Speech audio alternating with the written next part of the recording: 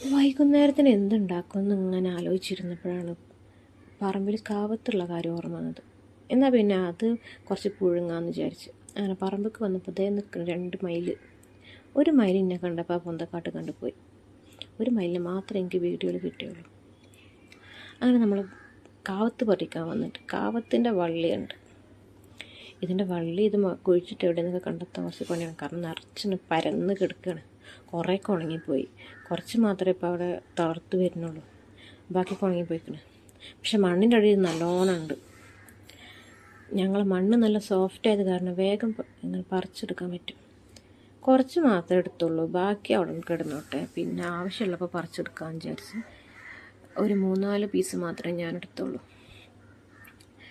ഇത് നല്ലോണം കഴുകി നന്നാക്കി പുഴുങ്ങിയിട്ട് അതിൽ കുറച്ച് തേങ്ങാപ്പാലും പഞ്ചസാര ഇട്ട് വെച്ചാൽ സൂപ്പർ സാധനമാണ്. എൻ്റെ 2 മക്കൾക്കും നല്ല ഇഷ്ടമാണ്.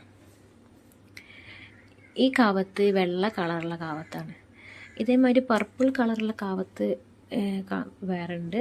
ഇതിങ്ങനെ വെള്ള കളറാണ്. വലിയ പീസായിട്ട് അരിഞ്ഞ് മൺചട്ടിയിലിട്ട് തന്നെ പുഴുങ്ങാമെന്ന് വിചാരിച്ച് അടുപ്പത്ത് വെച്ചിട്ട്. കുക്കറിലിട്ടൊന്ന് വെക്കണ്ട. ഞങ്ങൾക്ക് ഇവിടെ ഇഷ്ടംപോലെ വിറകുള്ള കാരണം ഞാൻ അടുപ്പത്താണ് അധികം വെക്കൽ.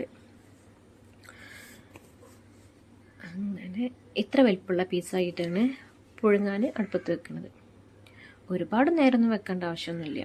കുറച്ച് നേരം വെച്ചാൽ തന്നെ ഇത് വേഗം ആയിക്കിട്ടും. ഇതിൽ കുറച്ച് കല്ലുപ്പ് ഇട്ടിട്ടാണ് ഞാൻ പുഴുങ്ങുന്നത്. നല്ലോണം തിളയ്ക്കാൻ തുടങ്ങി. ഇനി ആ ചൂടിൽ കിടന്നുകൊണ്ട് ആയിക്കോളും. വെള്ളത്തിൽ നിന്ന് ഊറ്റിയെടുത്തിട്ട് പിന്നെ അത് നല്ലോണം ഇങ്ങനെ ഉടയ്ക്കണം. കണ്ടോ, നല്ലോണം വെന്തിക്കണേ. നല്ലോണം വെന്താൽ ഉടയ്ക്കാനും നല്ല എളുപ്പമാണ്. അപ്പോൾ തന്നെ ഞാനൊരു തേങ്ങ ചിരകി അതിൻ്റെ തേങ്ങാപ്പാലെടുത്ത് വന്നു. എന്നിട്ട് ഇത് ഉടച്ചുണ്ടാക്കിയേക്ക് ഈ തേങ്ങാപ്പാൽ കുറേശ്ശെ ഒഴിച്ച് ഇങ്ങനെ ഇളക്കി നല്ല പായസ പരിവാക്കി. അതിലേക്ക് ഞാൻ കുറച്ച് പഞ്ചസാര ഇട്ടിരിക്കണം. ആ ഷോട്ടിലിടുന്ന് മിസ്സായിപ്പോയി. അങ്ങനെ സാധനം സെറ്റായി. ഞാൻ എല്ലാവർക്കും കൊണ്ടുപോയി കൊടുക്കുക. ഇങ്ങനെ പായസപ്പരുവല്ലാതെ ഞങ്ങൾ സാദാ പുഴുങ്ങാണ്ട് കാന്താരി ചമ്മന്തി കൂട്ടി കഴിക്കാറുണ്ട്.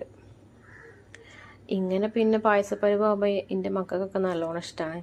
തേങ്ങാപ്പാലിൻ്റെയും പഞ്ചസാരൻ്റെയും ഒക്കെ ടേസ്റ്റ് ഉള്ളത് കാരണം നല്ലോണം കഴിക്കും.